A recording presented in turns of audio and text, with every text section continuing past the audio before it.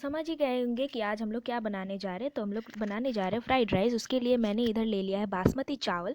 उधर आपने देख लिया है कि मैंने पानी को गर्म करने के लिए चढ़ा दिया है। उधर मैंने लिया है तेल, रिफाइंड ऑयल और नमक। उसमें डाल देना है बासमती चावल और उसको कुक कर लेना है। इधर मैंने सब्जियों के लिए ले लिया है फ्रेंच बीन्स, कॉलीफ्लावर, गाजर और इधर बीट रूट, जिसको अच्छे तरीके से छोटे छोटे टुकड़ों में काट लेना है। इधर एक कढ़ाई को गर्म कर लेना है, उसमें हम लोग फिर से रिफाइंड ऑयल गरम कर लेंगे और इधर डाल देना है इलायची, दालचीनी।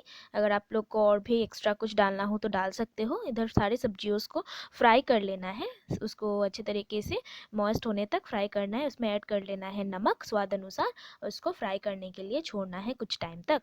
फिर साइड में हम लोग डाल देंगे चीनी, क्योंकि उसमें एक मिठास चाहिए होता है फ्राइड राइस में। फिर मैंने इधर ऐड कर लिया है काजू और किशमिश, उसको अच्छे तरीके से धो के ऐड कर लेना है। फिर इधर जो है आप लोग देख सकते हो जो राइस है वो बन चुका है।